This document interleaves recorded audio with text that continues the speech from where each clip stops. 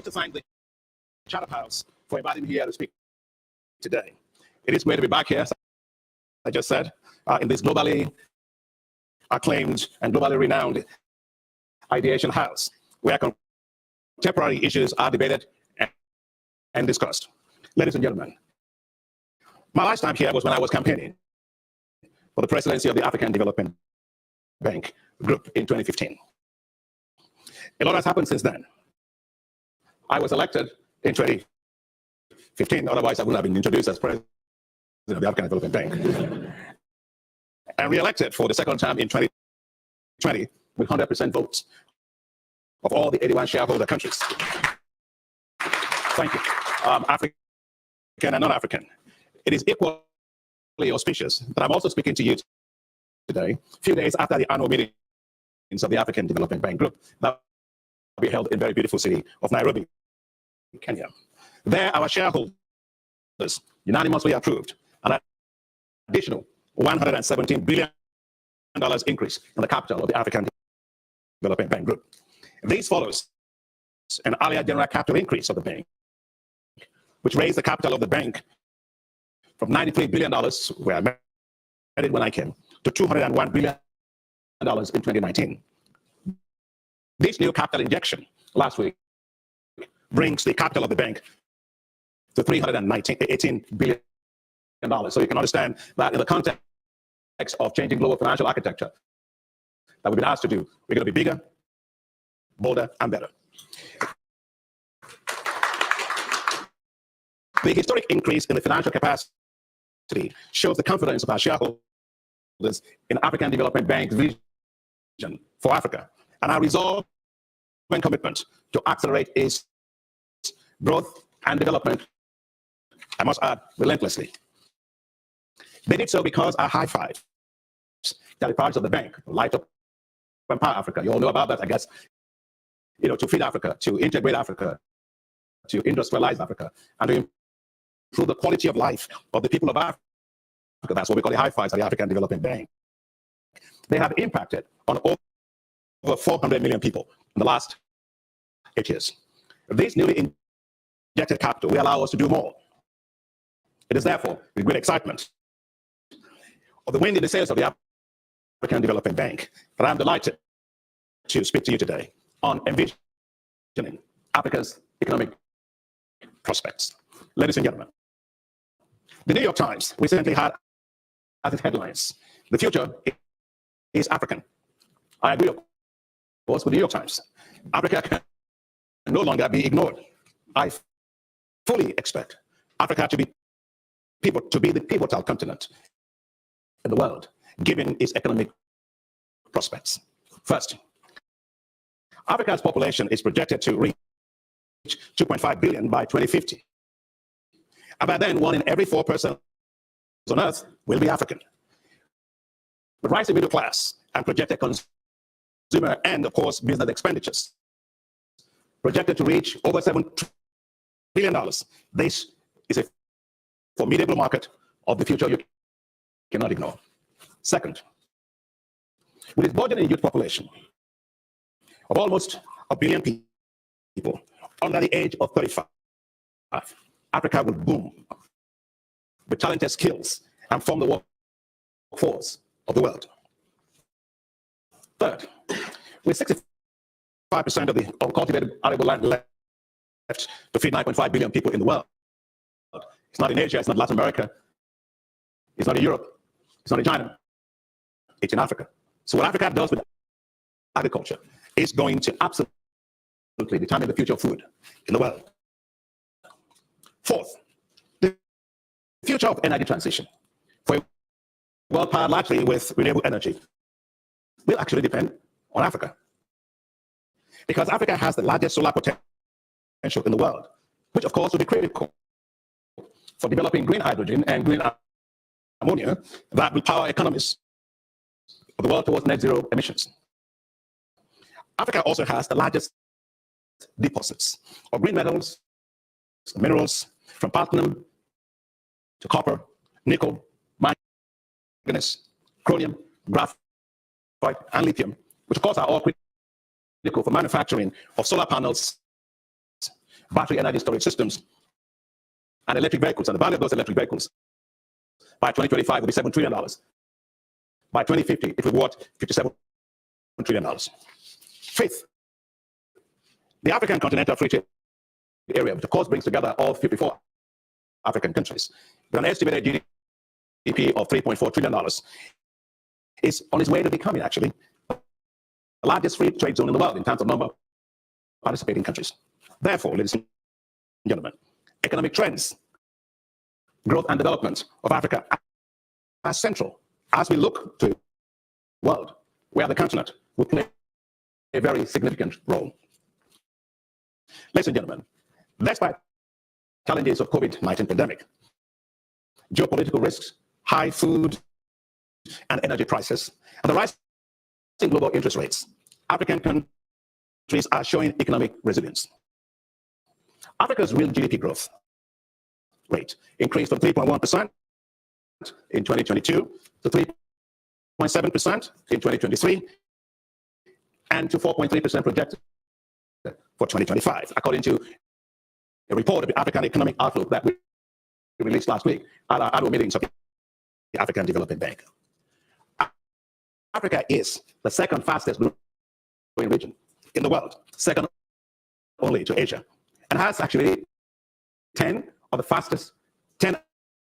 the 20 fastest growing countries in the world. As Africa's economic resilience is bolstered, unlocking its economic prospects that we're talking about requires ensuring structural change of its economies, raising the productivity of agriculture, so we're always back to agriculture, provision of electricity, accelerating infrastructure investments, and supporting fast-paced digitalization, unleashing economic and job opportunities for women and youth, and driving industrialization through greater mobilization of the private sector. Assuring food security in Africa is top on the agenda for the African Development Bank. Of course, as you know, I'm an agricultural economist and the first one ever to have come from an agricultural background to lead a global multilateral development bank. So, you know, agriculture is at the front of the agenda. It's in my genes. Over the past 8 years, we have provided close to $10 billion in support of our flagship initiatives in agriculture. One of our top flagship initiatives is called Technologies for African Agricultural Transformation. In other words, it's called TAAT. It has delivered climate smart agricultural technologies for over 13 million farmers. And one of the ones is in Ethiopia. And when I spoke with Prime Minister of Ethiopia, Abiy, at the time, I told them that we've got the technologies that can allow Ethiopia to become entirely self-sufficient in wheat. And it's called heat tolerant wheat varieties. We gave it to them, 65,000 metric tons we gave to them. Now, if you want to understand what 65,000 metric tons is, think of an A380 aircraft. In terms of the passengers you have, in terms of the cargo load you have on the fuel, that's essentially 94.3 tons. That's it. So when I say 65,000 metric tons of seed, think of that as like having 665 A380 aircraft. Yeah, what's this on a landing strip? That's how much. That's in terms of volume of seed. They started and they grew it on 5,000 hectares in 2018. Last year, they grew it on 2.2 million hectares. In less than 4 years, Ethiopia became 100% self-sufficient in wheat. That's a record. And so if you can do that in Ethiopia, there's no doubt in my mind that we can do it absolutely everywhere. The African Development Bank is also developing what I call special agro-industrial processing zones. We're doing those in 11 countries to support agro-industrialization and value addition and the development of agricultural value chains. You see, the size of the food and agricultural market in Africa is going to reach $1 trillion by 2030. And Africa cannot and should not continue to export primary commodities. The door to poverty is the export of primary commodities. The highway to wealth is value addition. Therefore, whether it's cocoa, whether it's coffee, whether it's tea, whatever it is that we have, We've got to not be at the bottom of that value chain. We must be at the top of that value chain. And that is why, without consolidated infrastructure that would drive structural transformation of agriculture, that's not going to happen. That's why we are investing heavily in these special agro-industrial processing zones to unlock that value for us. And of course, unlocking Africa's renewable energy resources and assuring energy supply, access, and security is fundamental for Africa's economic prosperity. As I speak to you today, still close to 600 million Africans don't have access to electricity. But that's good news because we kept working at it. Since I was elected president, I put electricity front and center of everything we're going to do. Because you cannot industrialize in the dark. You cannot be competitive in the dark. You cannot be a global powerhouse if you don't have electricity. And so we launched what's called the New Deal on Energy in 2016. Much progress has been made. The percentage of the population that have access to electricity used to be 32% when we started. Now it's 57%. Significant progress has been made. But we need to turn the power of the light. God loves Africa so much. We got so much sunshine. In fact, when I came here, I was just coming from Goldman Sachs, and they were telling me that I brought a lot of sunshine. And I said, well, look, we can turn sunlight into a tradable commodity and sell it literally around the world. To do that, if you look at the Sahel has the highest solar irradiation in the world. And yet it doesn't have electricity. It doesn't make any sense. And therefore, at the African Development Bank, we launched a big program, a $20 billion program that's called Desert to Power. That Desert to Power is to take the entire 11 countries that share the Sahelian zone all across Africa and produce and develop 10,000 megawatts of solar power energy systems that will provide electricity for 250 million people.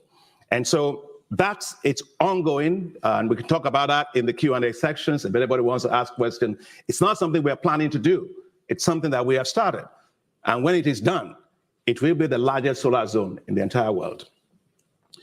Now, during the spring meetings of the World Bank earlier this year, my dear friend and colleague Ajay Banga, president of the World Bank Group, and I launched a bold effort to connect 300 million Africans to electricity by 2030, jointly between the World Bank and the African Development Bank. In fact, this came out because when Ajay was running for president of the bank, he came to see me. He said, look, you're the first person I came to see in the world. I left Washington as soon as I was elected, and I came straight to see you.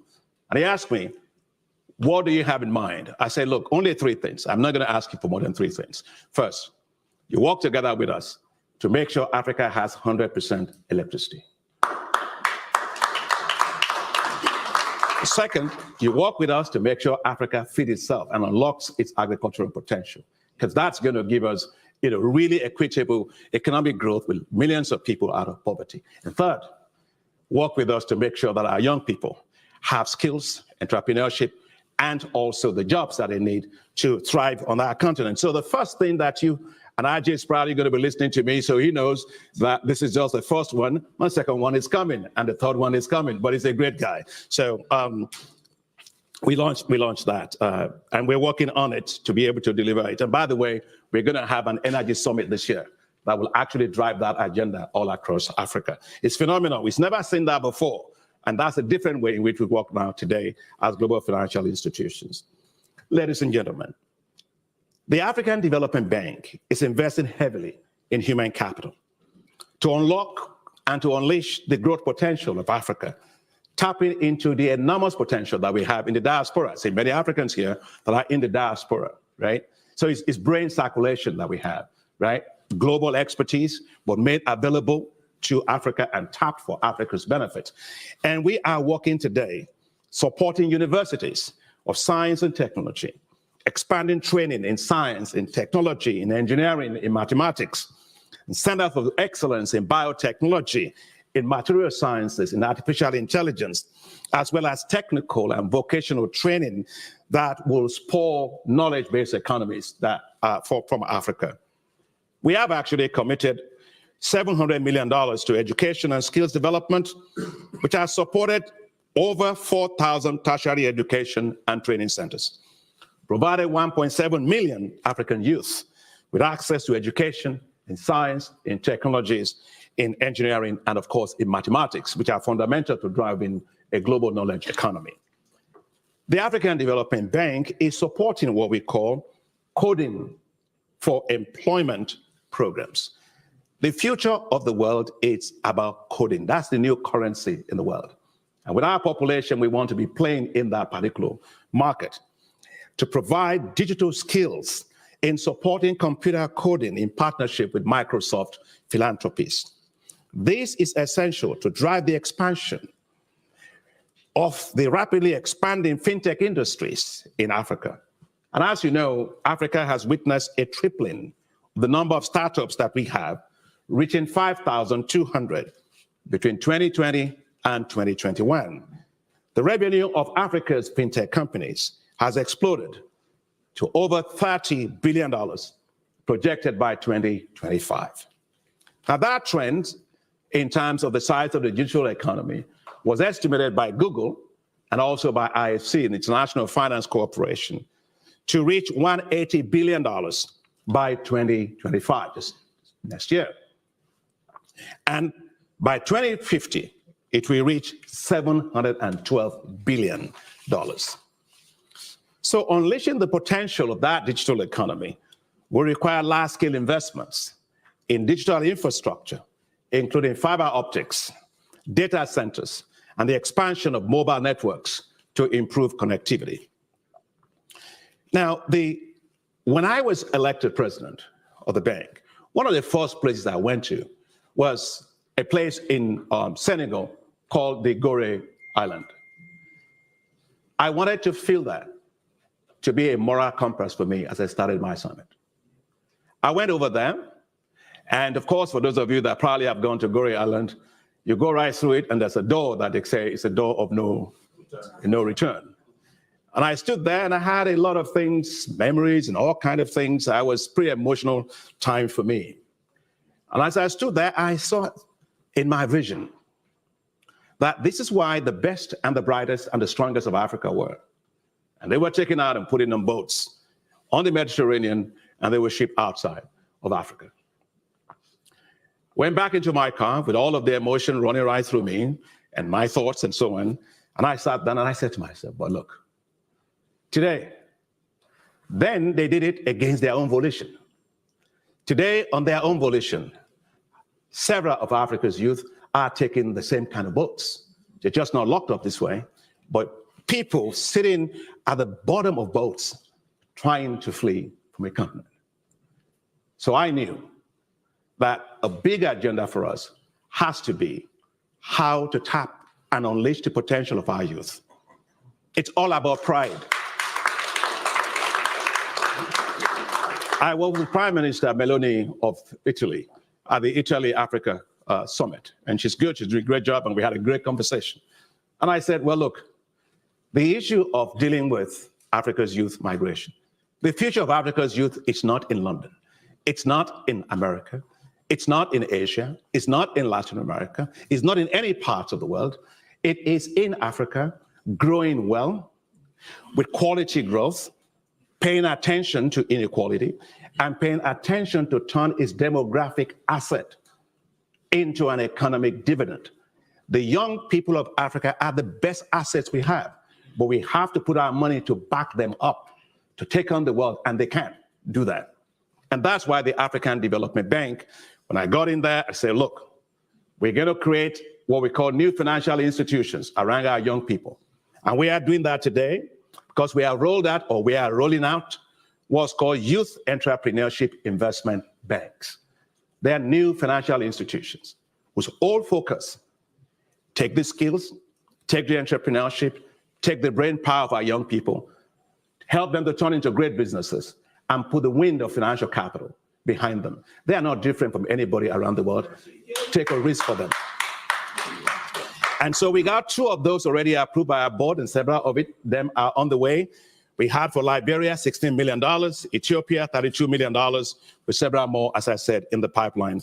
And Vice President Solomon Quenyo is right here, and he's my Vice President in charge of that operation. We are also focusing on women. Women run Africa, actually, let me tell you that.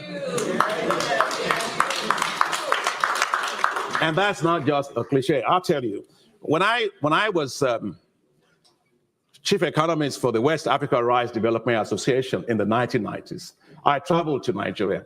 When I got to Nigeria, I was flying back to Abidjan. And I got in those days into one aircraft. They used to call them Air Afrique. You remember? We used to have an aircraft called Air Afrique. And as I got in there, I saw so many women carrying baskets on their head with a lot of clothing, all kind of wrappers and stuff in it.